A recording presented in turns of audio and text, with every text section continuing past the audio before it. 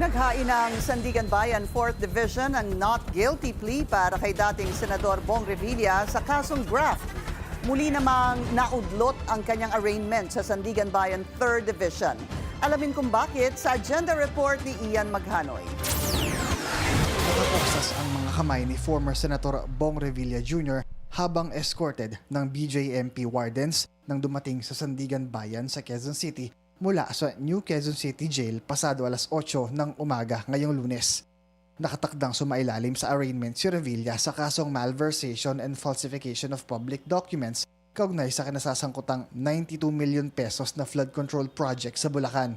Kasama rin niya para sa arraignment ang mga kapwa-akusadong sina former DPWH Bulacan Engineer Bryce Hernandez, JP Mendoza, RJ Salvador Domasig, Cashier Cristina Pineda at DEO Emelita Huat. Ang lima, naghain ng not guilty plea sa kasong malversation of public funds through falsification of public documents kaugnay sa 92 million pesos na flood control scandal sa Pandi, Bulacan. Pero ang arraignment kay Revilla at kapwa-akusado ring si Juanito Mendoza naudlot na naman. Ibinasura kasi ng Sandigan Bayan 3rd Division ang motion for inhibition at motion for reconsideration na nauna nang inihain ng kampo ni Revilla.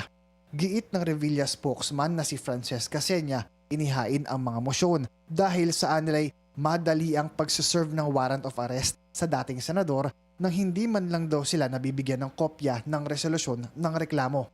Dagdag pa ng kampo ni Revilla, mga supplemental complaint lamang anya ng charge mula sa Office of the Ombudsman ang kanilang natanggap at hindi ang buong resolusyon. Matatanda ang kusang sumuko si Revilla sa otoridad noong January 20 sa gitna ng lumutang na warrant of arrest laban sa dating senador. Hindi nabigyan si Senator Bong ng pagkakataon para sagutin itong krimen na to. No? So kung nabigyan siya ng pagkakataon, hindi natin alam kung naiba yung resulta, 'di ba? So yan ang kumbaga yung pinaliwanag ko, yan yung nilalaman ng mga motion. Humihingi si Senator Bong Revilla ng pagkakataon na maisagot tong mga reklamong ito na lumabas na hindi niya man lang nasagot. Giit pa ng kampo ni Revilla, kinakailangan din ang mga inihaing mosyon dahil kapatid ni Associate Justice Carl Miranda na siyang chairperson ng 3rd Division si Attorney Buenaventura Miranda. Si Miranda ang abogado ni dating Public Works Undersecretary Roberto Bernardo nang ito ay humarap sa Senate Blue Ribbon Committee hearing hinggil sa flood control scandal. Pero sa tanong kung delaying tactic lamang ba ang mga ginawang mosyon, ang sagot ng kampo ni Revilla, wala po, sinusundan po namin ang tamang proseso at ginagamit lang po namin ang lahat ng maaaring magamit na proseso nang naaayon sa kanyang karapatan bilang akusado. Sa gitna ng arraignment, patuloy naman ang mga taga-suporta ni Revilla sa pagkalampag sa labas ng Sandigan Bayan. Giit ng grupo, si Bernardo ang dapat na managot na nila ay nasa likod ng flood control scandal. Pinaalalahanan naman ni Associate Justice Miranda ang mga abogado ni Revilla na maging maingat sa mga salitang ginagamit sa labas ng korte.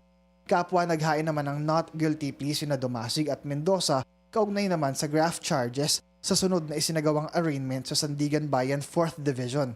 Pero si Revilla tumangging maghain ng anumang plea. Nag-file na kasi sila ng motion to quash information na siyang kine-question ang legalidad ng graft charges ni Revilla. Ang Sandigan Bayan 4th Division na anya ang bahalang mag-enter ng not guilty plea para kay Revilla.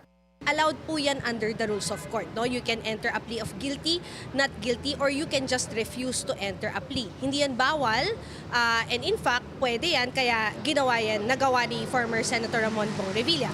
Pag ganun po ang ginawa na nag-refuse ka to enter the plea, the court will just enter a plea of not guilty. Sa ngayon, nakatakda naman ang pre-trial ng mga nagsipaghain ng not guilty plea ukol sa malversation charges sa February 27. Habang sa February 16 naman ang bagong schedule ng arraignment sa malversation charge ni Revilla at Mendoza. Sa February 13 naman ang preliminary conference sa naturang graft charges habang February 19 naman ang pre-trial.